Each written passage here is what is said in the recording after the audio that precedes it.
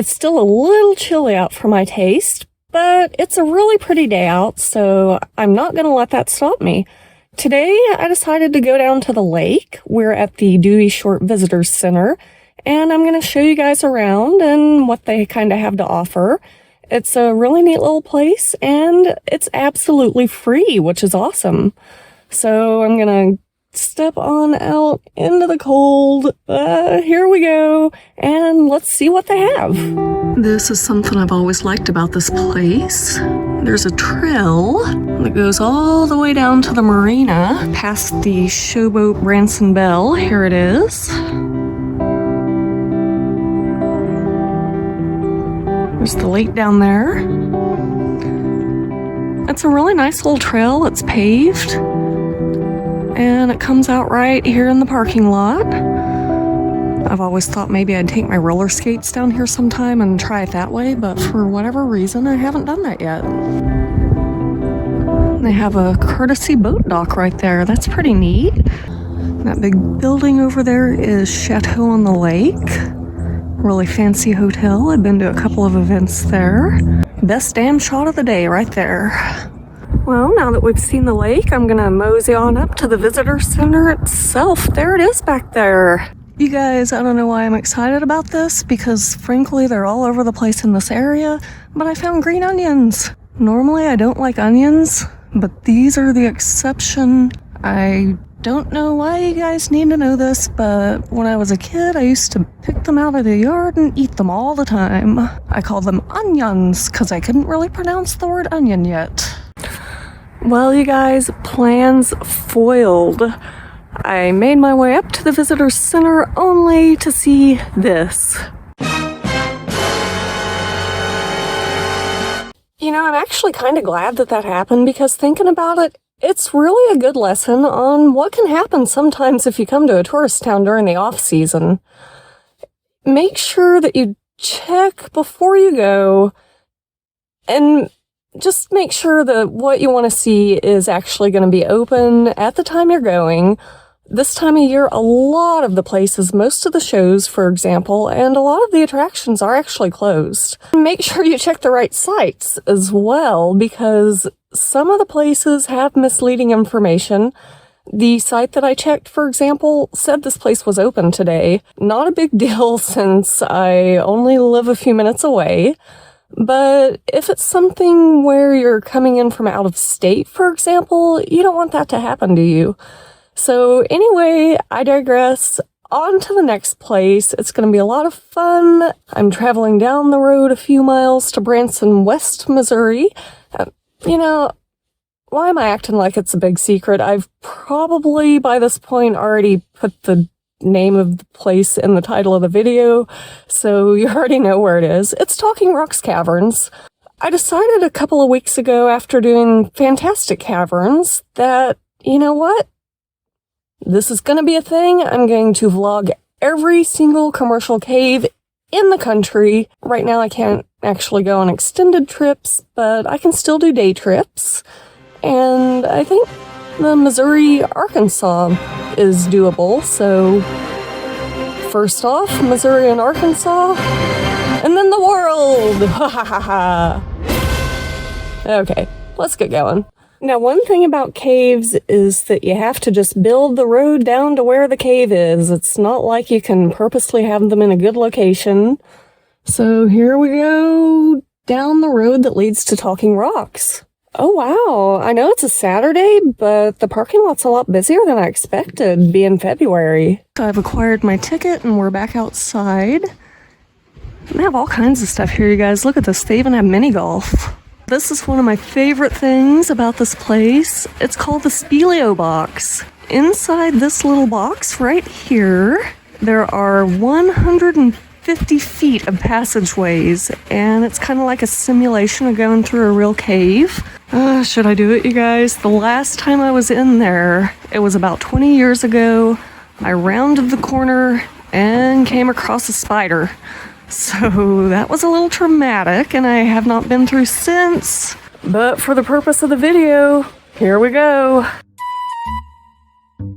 I hope I don't lose my keys in here.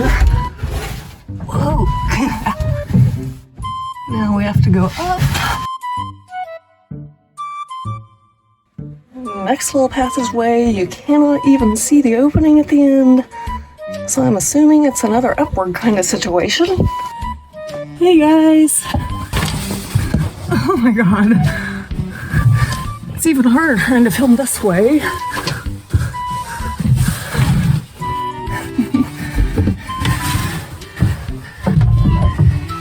Here we go. Oh, whoa, look at this part. This is what we're looking at after that tight little corridor. I got a ramp going up. Actually, kind of cozy in here.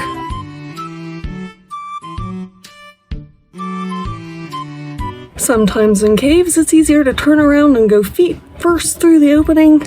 So that's what we're gonna try here. Oh, holy crap. Maybe feet first wasn't such a good idea for that one. So you come in from around there, through this opening,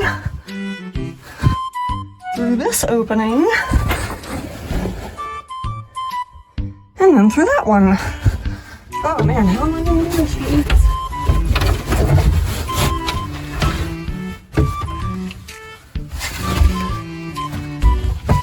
Holy crap! There's another one. Look at this little space.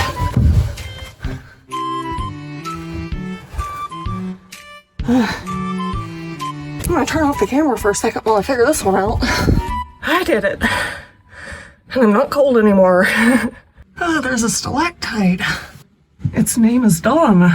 We made it! Whew. Man, you guys. That was kind of rough. So much fun though. Luckily, no spiders this time. I can definitely see why they put that sign there. I wasn't timing it exactly, but I would say that took about 10 minutes to get through.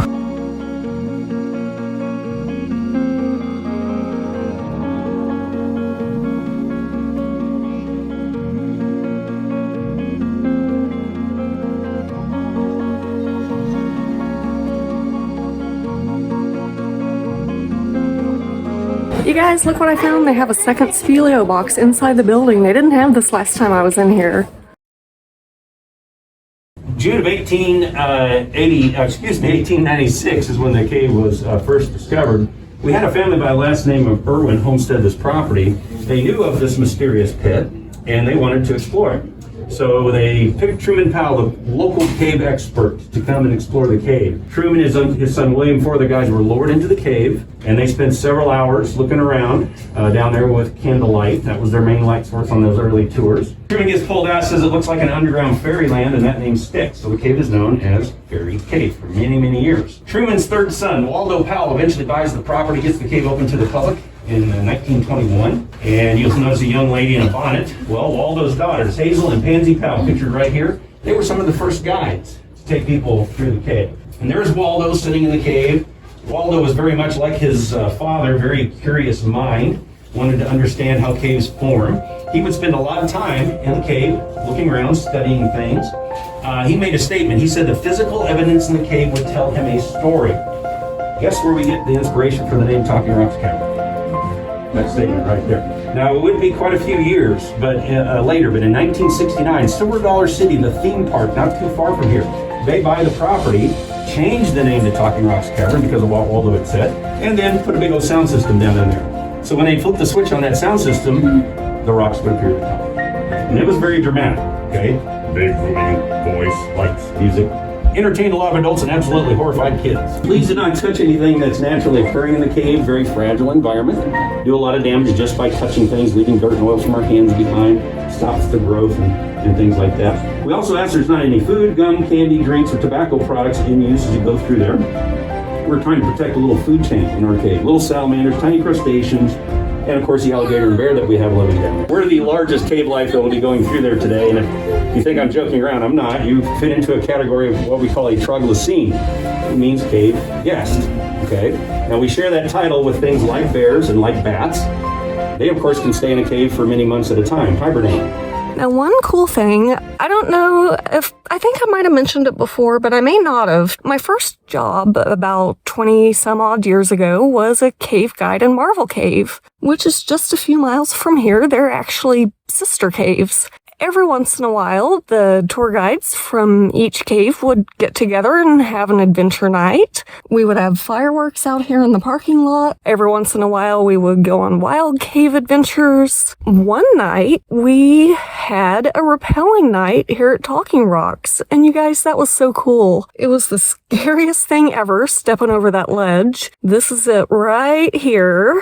You had to go over backwards. Once you got off the ledge, there was nothing there. You were just in midair. When we get down to the bottom, I will show you exactly how far I had to go down. I only did it that one time, but man, you guys, it was fun. Let me start by mentioning that you're standing in the most common type of cave that you will find on our planet. Now, scientists like to give fancy names to things, and so they call these dissolutional caves. Well, dissolutional simply means that our bedrock has been dissolved away by acidic groundwater over a period of time. Okay, process of chemically breaking down the rock and removing it. For that to happen, you have to have all the right ingredients. Good old limestone. Actually getting down into some dolomite here, but bottom line here, ancient sea sediment. If you study the rock closely, you can see fragments, sometimes full fossils, the marine fossils, clamshell, snail, starfish, coral, that kind of stuff. Right over here, we have what we call popcorn or coral. That's just bumpy deposits. You'll see different places. Well, right over here, we have what we call flowstone. Water flows over an area in a uniform way, which creates a smoother deposit. Tight and a mite have grown together. That creates a column. Oh, very good. Truman, hanging on ropes, looking at this, his candlelights, declared that he had seen an angel. Check it out. We got a robe coming down. We got wings going off to the left and to the right. So that is the angel of God. You're either an awe, you think I've been around. All right, 1921, they started those tours. First several years, they're coming in on wooden ladders, wooden platforms. The wood would rot very quickly because of all the humidity and moisture. And they were making constant repairs. Finally decided they were going to install something that would last a whole lot longer. Began work on the concrete structure in 1927. Took them probably a couple of years, on and off work, to get it in here. But concrete is going to set up very nicely in a wet, damp, humid environment. You know, concrete on the surface, this concrete here is probably 4 times harder than concrete on the surface, simply because it takes longer to cure. They've been here almost 100 years. They're going to be here many more centuries. Well, how family named this the cathedral? Gets its start near the ceiling, good 80 feet tall. Started on that wall, has grown now all the way over and connected with this wall. So kind of in the process of just filling all this area up with mineral. A little unusual to have a room like this that's going to allow us to walk through it. So we can do what Waldo did. Look at the physical evidence, let that kind of explain why that's possible. And here's what I think has happened. I want you to notice this ledge right here. Okay? Opposite wall, same elevation, we've got a more prominent ledge sticking out. Well, water has come from an upper level. It has flowed down the wall and out over the ledge, left behind all this calcite, creating that room. Now, here's the other really cool thing that had to happen. Nature decided to part the curtains. Did that in 2 places. It's going to allow us in and out the other side. So that's where we came through right there. There's the little room. And this is where we're going, right over a stalagmite. 1972, they did a dive trace in this cave. They introduced fluorescent dye into the water. It did take a few days, but the dye started in spring, roughly 3/4 of a mile that direction, 200 feet lower elevation than where you're standing at right now. So there's a lot more cave that we know of.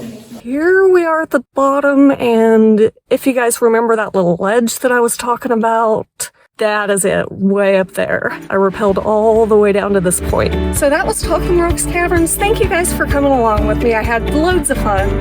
I did change shirts, if you noticed. I found something that I couldn't live without.